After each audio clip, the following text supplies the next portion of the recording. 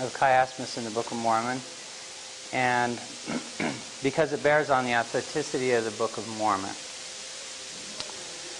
Also, the problem is really one, there are qualitative aspects of the problem, but the essence of the problem in my mind as a physicist is that it's a quantitative problem, one that I can use my training in statistical physics to understand.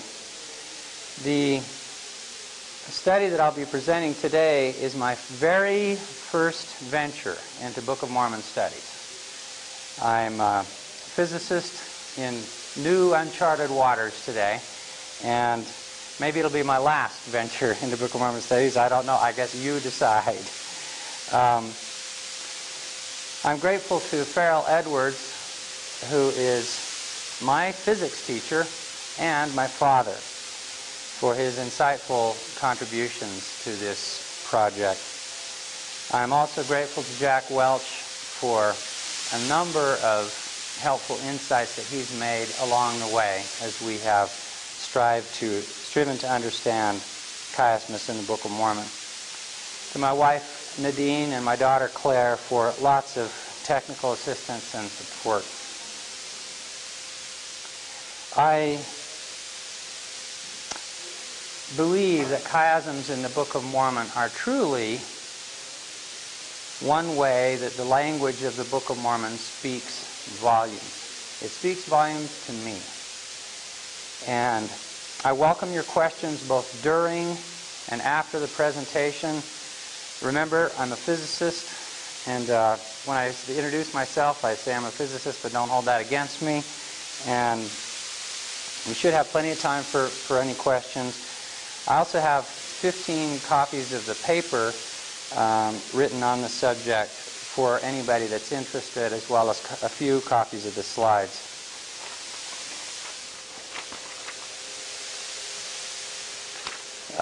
The talk will be divided into 4 sections. First, we'll define chiasmus, give some historical background, and outline our approach to the problem.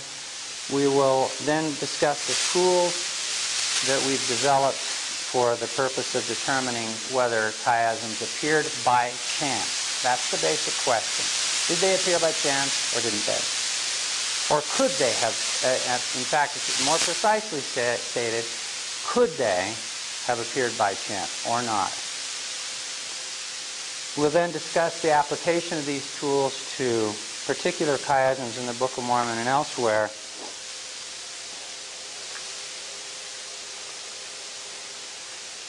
Chiasmus is a Hebrew literary style in which 2 or more elements are stated and then restated in reverse order. So from Matthew 10 and 39, he who findeth his life shall lose it, loses his life shall then find it.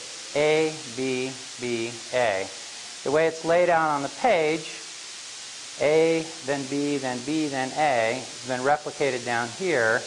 If you join the A's and the B's, you get the letter X, which is the Greek letter chi, which springs the name of chiasmus. Hebrew biblical writers used chiasmus heavily in their studies. One example in the book of Ezekiel has 12 elements. So instead of just having one A, B, B, A, there are 12 elements that are replicated in one order and then exactly the reverse order. I remember well the day at Utah State University. I was 13 years old when Jack Welch published his discovery of chiasmus in the Book of Mormon. Some of you may remember that day as well. I can still remember my father's excitement as he told me that an ancient Hebrew literary form had been discovered in the Book of Mormon. And that Joseph Smith apparently did not know about this form. I was fascinated in my teenage mind by the evidence that this discovery gives for the authenticity of the Book of Mormon. It was a very significant event for me.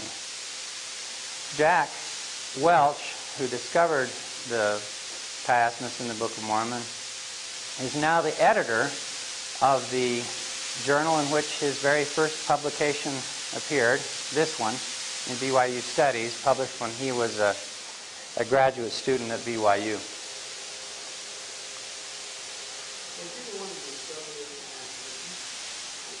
I don't know the answer to that. Does anyone? Is that right? He took on 2 days, he went to a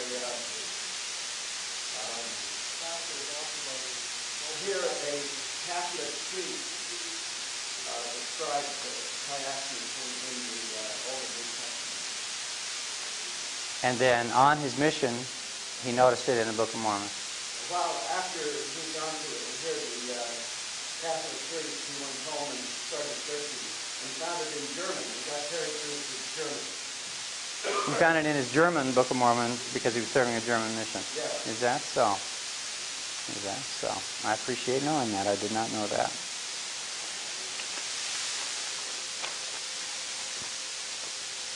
Did they appear in the Book of Mormon by chance? Well, the short answer, most of us, when we first heard about chiasmus in the Book of Mormon, is we read passages like this one and we say, are you kidding? There's no way it could have appeared by chance in the Book of Mormon. However, as you'll see, some argue that it could. And here's the essence of the argument. The unidentified author of www.ldsmormon.com said, the chiasms that Mormon researchers find all over the book are, in fact, a result of the incredible amount of repetition contained therein and are well within the bounds of probability. When I read this statement last summer, it struck me as wrong, and I set about the task of challenging this statement. I wanted to do the statistics. I've got training in statistical physics. It's not that hard of a problem. Let me go ahead and see if it can be done by chance. So that's what I've done, more or less full-time since last summer. And to give you an idea what he's talking about with this repetition, I'd like to point out this favorite chiasm of mine in King Benjamin's sermon. This chiasm has 7 elements, and they are name, appears down here, called, findeth himself on the left hand of God, found on the left hand of God, I would that you should remember, I would that you should remember, I said, I say, never should be blotted out, not be blotted out, transgression and transgress. Beautiful structure. Not only is it a beautiful structure, but it has a message. It states something that I believe King Benjamin appreciated, that sometimes it's hard for us to get it.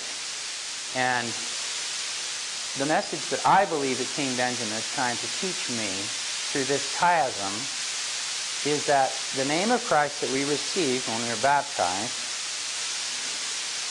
can be blotted out, not by ink, but by our own transgression. If we are disobedient, that name can be blotted out. But the critics have a problem with the fact that these elements that form part of the chiastic structure, such as name, also appear elsewhere within the chiasm. Here's another appearance of the word name. Name. Here's another one for name. These 7 elements that I identified here, what we call, my father and I in our analysis, we call those chiastic elements. And name is one of them. And where it appears outside of the chiastic structure, we call these extra appearances of chiastic elements. Why should they be important? Well, if you took up all those words in that chiasm and you jumbled them up at random, then the more repetition that you have in there, the greater the chance that you're going to have chiastic structure come out by chance. Furthermore, there's an element heart here that does not participate in the structure, but Here it is once, and here it is the second time. The word hearts, though it's not a chiastic element, we call it a non-chiastic element. It appears twice, and if you jumbled up all the words at random, it could easily have formed part of the chiastic structure, but didn't. So, to do the statistics right, all extra repetition has to be accounted for in the analysis.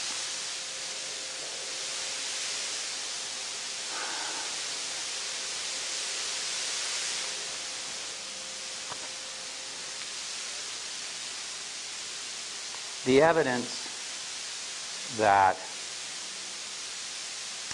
of chiasmus for the authenticity of the Book of Mormon has also been called into question by those who argue that Joseph Smith actually knew about chiasms when he translated the Book of Mormon.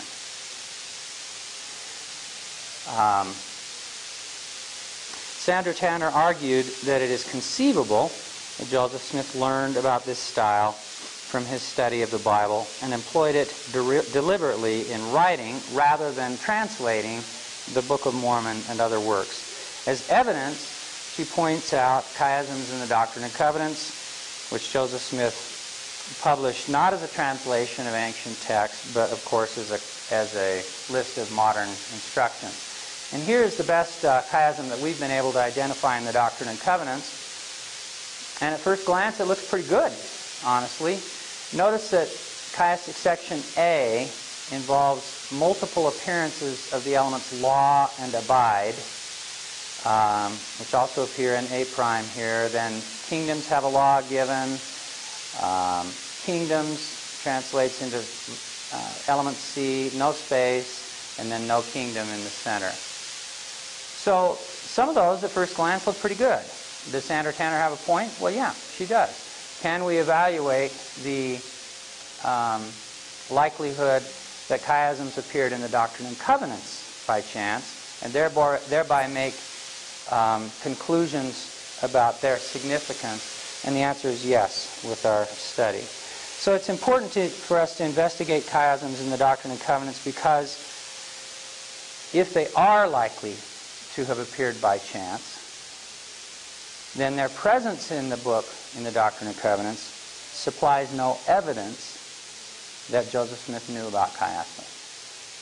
If they could have appeared by chance, then they don't help the case against the Book of Mormon. So, of each literary element on a separate slip of paper. And we throw all those slips of paper in a hat. And we jumble them up, and then we pull them out one by one out of the hat and ask if, as we pull them out, if they would line up in chiastic order or not. Simple as that. Now, I should point out that our analysis says absolutely nothing about the identity of the authors of the Book of Mormon. This is not a word print analysis. It cannot in itself determine whether Joseph Smith wrote or translated the book. Our analysis also is blind to literary merit. It's not concerned at all with what these words mean, at all. All that it's concerned about is the order that the words appear in, the words or ideas appear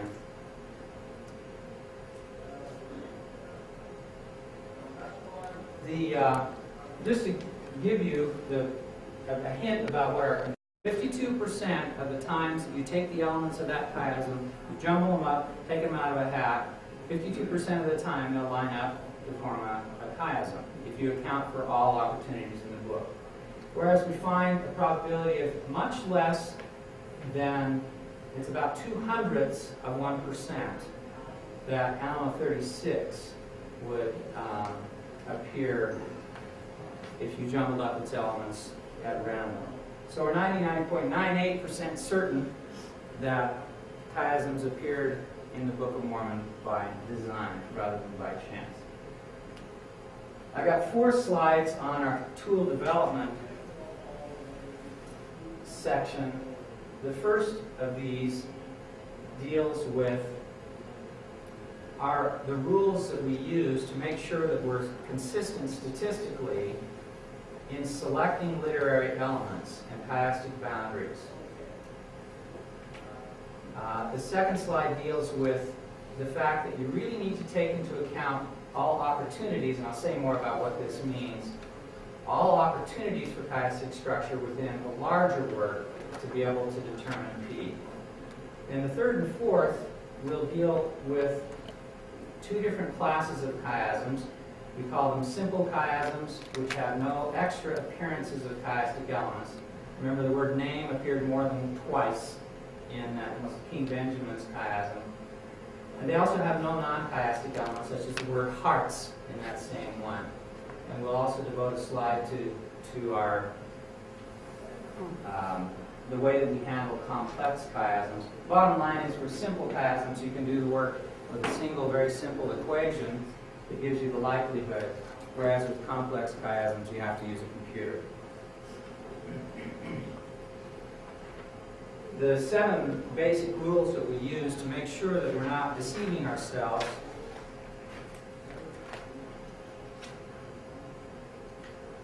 take into account the fact that reliable statistical results require that paired elements be associated strongly enough to be considered as the same, and that different elements that appear at different levels in the chiasm be different enough to be considered as statistically independent, and that the same selection criteria be applied to non-chiastic elements as to chiastic elements.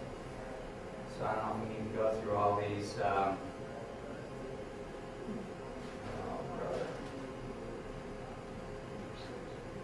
mean, we don't use the, words like the as literary elements. We insist, actually, that there are a lot of chiasms out there. You can find the internet is replete with chiasms. And a lot of those give a lot of meaning to the various passages that people are trying to analyze. However, a lot of the analysis is replete with very weak associations. For example, A is cow and B is dog. Well, they're both animals, so they're both related. That sort of thing. Just to get away from that and make sure that we're not deceiving ourselves, we insist that they use exactly the same word or words. Different forms are allowed. Receive and receives are allowed, but synonyms are not. Now, we're not making any claim. We have Jack here. It is Jack? Yes. Nice to see you. Nice to meet you. Not making any claim. Not making any claim that that these rules define what is or what is not a chiasm. We're not trying to make that claim. All we're saying is that these rules are the ones that we use that are consistent with our statistical tools in evaluating various chiasms.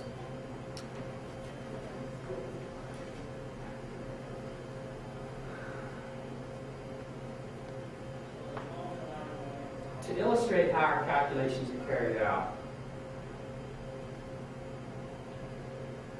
we determine the likelihood that the chiasm we looked at before, the very first example, Matthew 10 and 39, find, lose, lose, find. The likelihood that this chiasm would appear within a larger piece of work, Matthew 10, 35 through 39, and account for all opportunities for chiastic structure within this larger passage. In this passage, there are 3 opportunities for chiastic structure. If you were to jumble up the elements of this, there are 3 places where you could see a chiasm coming out. Daughter, mother. Daughter, mother. That's A, B, A, B. Is that a chiasm? No, it's a parallelism. But it could have been, had it come out with mother in front of daughter at the last part here, it could have been a chiasm. So that's opportunity 1. Opportunity 2 has the same structure. A, B, not chiastic, but nevertheless an opportunity for chiasm. And then finally, the third one involving a chiastic passage. The second step, after determining the number of chiastic opportunities, which is 3 in this case, given by the letter capital N, And noting that the chiastic structure of interest has two elements, find and lose, so this little n is 2, the next step is determining the likelihood that chiastic structure would result in each opportunity. So for example, each of these opportunities has A, B, A, B. If you take those A, B, A, B, you cut up a slip of paper and you write an A, 2 slips of paper, put A's on them, 2 slips of paper, put B's on them, throw them in the hat, and ask how they can come out of the hat as you randomly order them. You get 6 different orderings. They can come out A, B, B, A. Is that chiastic? Yes. Yes. They can come out B, A, A, B. Is that chiastic? Yes. A, A, B, B? No. No, no, and no. Therefore, it's the simplest matter in the world. I mean, it's easy statistics. It doesn't take much to say, well, the likelihood of structure in each opportunity is the number of chiastic orderings divided by the total number of rearrangements. 2 divided by 6, which is 1/3. So you have a 33% chance of getting a 2-element chiasm if you throw the elements in a hat. Very easy. Now, the next step, however, takes into account the fact that if you jumbled up all the elements in this passage, maybe you have a chance of 33% to get chiastic structure in any one of the 3. But what are the chances that you'll get in for all of these possibilities? In other words, if you have a 1/3 chance to get chiastic structure in each of these, you'll get a 2/3 chance to not get chiastic structure in each of these. If you multiply those 3 probabilities together, 2/3, the likelihood of not getting chiastic structure in the first opportunity, 2/3 is the likelihood of not getting chiastic structure in the second, and 2/3 is the likelihood of not getting chiastic structure in the third. The product of those is the likelihood, I'll say it real well here, the likelihood that none of these 3 would have chiastic structure. And then finally, if you take 1 minus that probability, you get 0.7 that any one, that at least one of these opportunities would have chiastic structure. So in other words, you have a 33% chance that any one of these would have chiastic structure, and a 70% chance that you get chiastic structure somewhere inside of this work. So to summarize, the important elements are the number of the important parameters here, the number of chiastic opportunities, capital N, the number of chiastic elements, little n, the likelihood per opportunity, L, and then finally the likelihood of structure anywhere, P. The calculation that we just went through here can be summarized in a general equation for P, which we'll call the equation for P. Anytime, if you hand me L and N, I can always calculate P to account for all of the opportunities for chiastic structure. How do you calculate L? Well, we already showed it for 2-element chiasms. How do you do it for more than 2? Here's L, and here's N. For N equals 2, L is 0.33. So that's exactly what we already calculated. What happens when N equals 3? And there are 3 elements. You have A, B, C, C, B, A. You're going to randomly orient those and ask, what's a chance that a chiasm would come out? And the answer is 0.067. How does it come about? If you work the statistics out, I'm not going to go through the details. It works out to be 1 divided by a quantity called 2n minus 1 double factorial. Now, this is a mathematical construct, but what 2n double factorial means is nothing very fancy, honestly. If n equals 3, then 1 times 3 times 5 is 2n minus 1 double factorial. So, you learned some math today. Send me money. And if you take, that's obviously 15, if you multiply those numbers together. 1 over 15 gives this likelihood. And as we'll see, for 8 elements, for example, you take the lowest 8 odd integers and multiply them together. Here's 1, 2, 3, 4, 5, 6, 7, 8 lowest odd integers. Multiply them together, take 1 over that, and that gives you the likelihood, obviously extremely small, that if you take 8 elements, pull them out of a hat, the 2 appearances each, that you get chiastic structure. That confirms what people in their minds say, well, this 7-element chiasm or this 6-element or even 8 or 10-element chiasm, it couldn't have happened by chance. This is the mathematical statement of what you in your mind already pretty much, I think most of us appreciate. Then finally, for complex chiasms, this equation that we just derived involving double factorial does not work for complex chiasms. As soon as you put in extra appearances of chiastic elements or non-chiastic elements, that equation doesn't work. And we have to resort to, and we haven't been able to come up with an equation that works for all cases for complex chiasms. So we appeal to our old friend, the computer, and here's an example of how this comes about. Here's a little section a little piece out of Doctrine and Covenants. Man, God, God, man. So there's 2-element chiastic structure, but there's more. There's the element neither. That's a non-chiastic element. It doesn't participate in the chiastic structure. And there's also an extra appearance of the word God.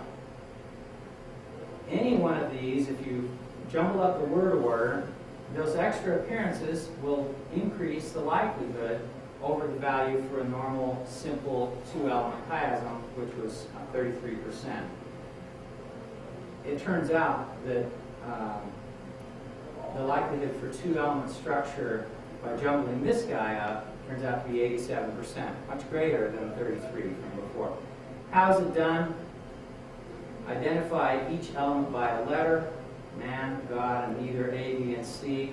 Here's the structure of what we have up there, A, B, B, C, A, B, C.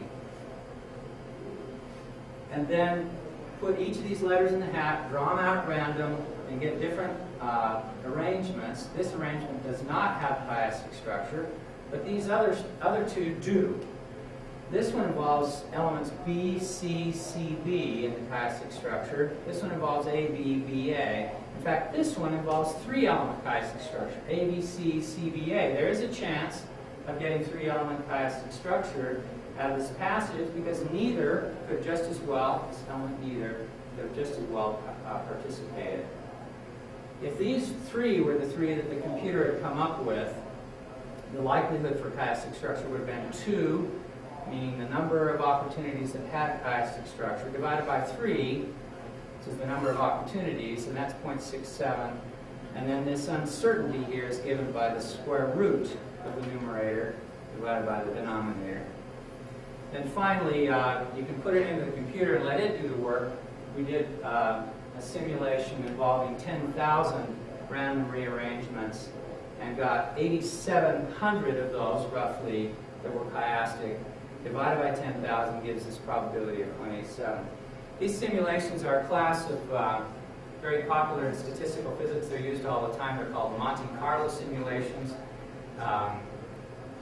reminiscent of the roulette wheels in Monte Carlo, because you're doing things by chance.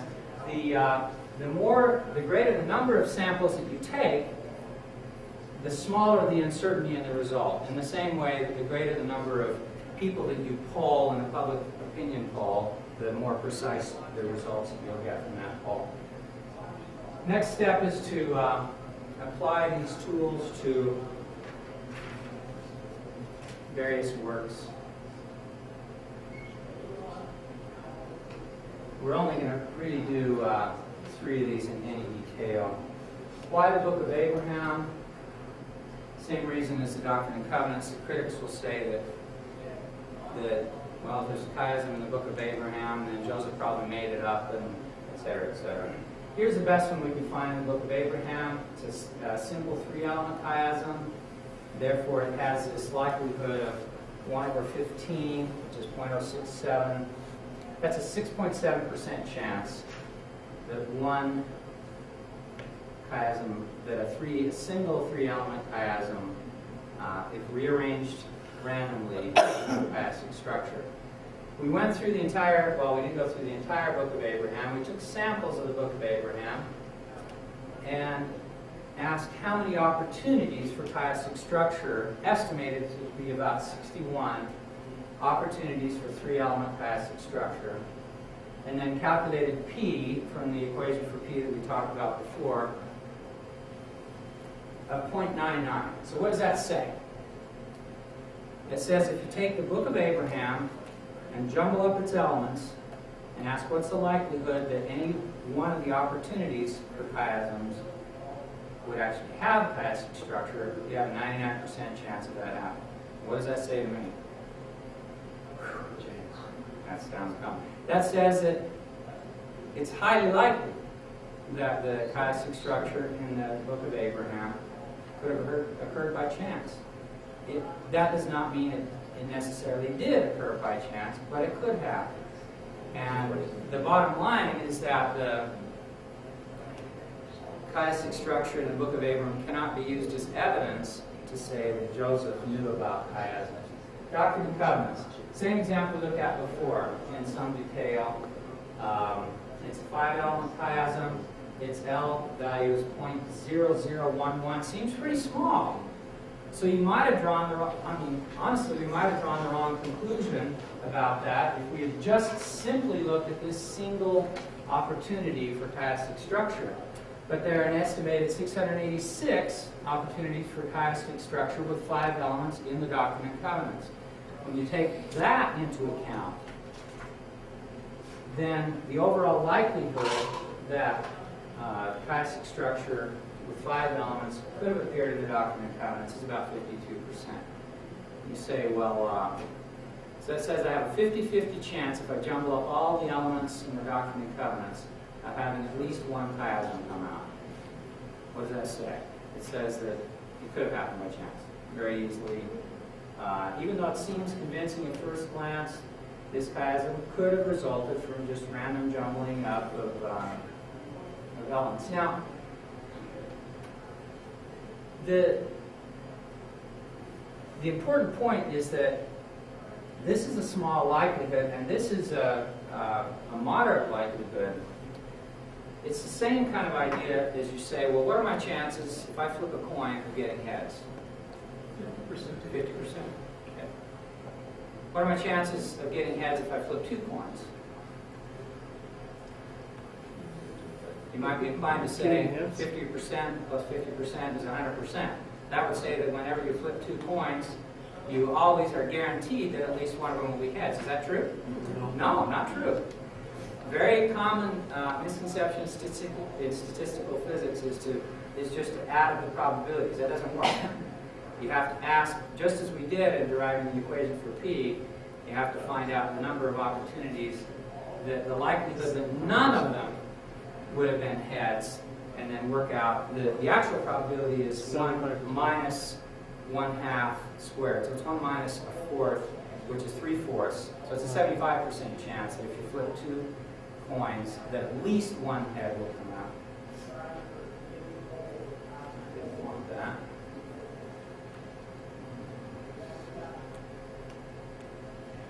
Just do the next. Book of Mormon. We can't quote the entire Allen 36 on this screen, but what we have done is to summarize the chiastic structure that we used to come up with the conclusions that we've reached. One of the problems, and the critics have had a heyday with this one, is that although the problem is that several people have analyzed Allen 36 and they've come up with extra or different chiastic structures. And the critics will say, well, that means there's probably no structure there at all. I mean, if you guys can't make up your minds, then there's probably nothing to And this lack of consensus, to some, indicates that the author of the chapter took some liberty with the chiastic form. To others, the lack of consensus indicates that the alleged chiastic structure stems from the ingenuity of the analyst, not the author, and likely resulted by chance. So, to be able to stand up to the critics on this one, we calculated the chiastic structure based on we calculated the likelihood, P, based on two different chiastic structures. This one, which is actually a simple 8-element chiasm. There's no repetition of chiastic elements outside of the structure. And the second is reminiscent of Welch's and Perry's analysis. It involves 10 chiastic elements and a couple of extra appearances which we had to run our computer program on because it was a complex chiasm rather than being simple. But this result comes straight out of the equations, no fudging, and the likelihood of this 8-element chiasm is a very, very small number, with an estimated 359 opportunities for such structure in the Book of Mormon. You get that the likelihood of chiastic structure in the Book of Mormon, or a chiastic structure with 8 elements, similar to Alma 36, appearing in the Book of Mormon, is roughly 0.018%. So it's about 2/100ths of 1%. When we ran the program on the 10-element structure, we got a number, P is 0.0000, see the 5 zeros and a 3, which is a lot smaller number actually than this one. In fact, to get this result, we had to run our computer code overnight and did 400 million random rearrangements of all of those chiastic elements. And in the morning I went to work hoping my computer hadn't crashed. And lo and behold, there was a number 3. And that number 3 was the number of times, out of those 400 million tries, the computer succeeded in producing a chiastic, a chiasm. So it's 3 out of 400 million is the chance of getting one of them. Yes? In the Book of Mormon, do you know how many 8-character chiasmuses there are? Well, and I refer to the experts here. We haven't, Jack, any thoughts about that? We're going to have to go through them, honestly, and see. But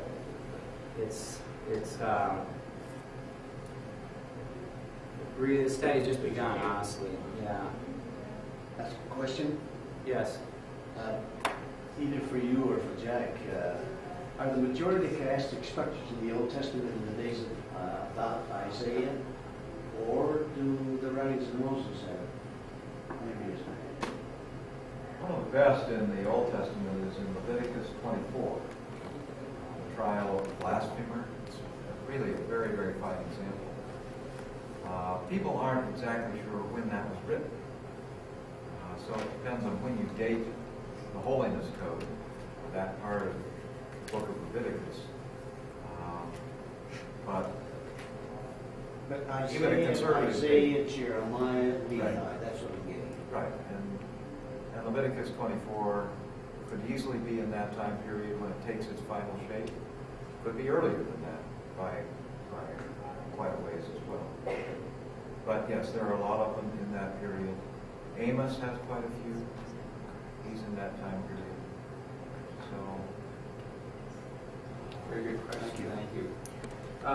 Just to conclude, we can address any more questions. We want to summarize the data and then talk about implications. Here's this table actually includes a couple of other examples that I didn't do explicitly. One critic said that, well, you ought to be able to find chiasmus anywhere in a computer manual. So we looked in a computer manual. And we did it honestly with, we found the 9-element chiasm in an introduction to a computer manual. You might have said, wow, that's pretty amazing, 9-element chiasm. Well, those elements were repeated over and over and over and over again and ended up giving us a very ho-hum value of P. What counts as a small value of P, not a big one. So had this come out differently, we would have maybe worried that our tool, there was some flaw in our tools. Had this come out to be 0.00002, we would have thought, well, you know, maybe there's something wrong with our tools. But this is a confirmation of our tools, because normally computer manual authors don't try and write things in chiasm. Similarly, for Mormon. one other. In the Old Testament, Ezekiel 34, we can certainly look at Leviticus 24, whichever one that Jack was talking about. Very, very low value of the probability, indicating that the chiastic structure was almost certainly placed there on purpose rather than by chance. Graphically, if you plot P on the vertical axis and L on the horizontal axis, what counts really is where these are on the vertical axis. The smaller the value of P, meaning the lower down you go, the greater the likelihood that the chiasms did not occur by chance and did occur by design. So here's the Old Testament, here's the Book of Mormon, here's the Doctrine and Covenants. This line here is actually, it's a little bit tenuous boundary, but we put it at about 0.05. P of 0.05 is roughly the dividing line between those that are by chance and those otherwise. Here's the Book of Abraham, and here's this computer manual. So did they appear in the Book of Mormon by chance? Our results do not establish that the Book of Mormon is a translation of an ancient record. But they do establish that the chiastic structure of Alma 36 likely did not appear in it by chance. Furthermore, our results do not rule out the possibility that Joseph Smith knew about the chiastic style when he translated the Book of Mormon. However, our results do rule out chiasms in the Doctrine and Covenants as evidence that Joseph Smith knew about chiasms. I greatly admire the poetic elegance and mathematical symmetry of chiasms in the Book of Mormon. I'm happy to report that attempts have failed to dismiss them as groups of words that happen to fall in the chiastic order by chance. For me, the real value of chiasms in the Book of Mormon is the insights that they give into the hearts of the authors. Alma 36 was lovingly constructed, as Jack points out, by Alma the Younger, some 20 years after his miraculous conversion took place, for the purpose of teaching his sons about that most important time in his life. It's nice to know the statistics can help to confirm what I already felt to be true, namely that Book of Mormon authors employed the chiastic form deliberately. I know of no more powerful way in which the language of the Book of Mormon speaks volumes.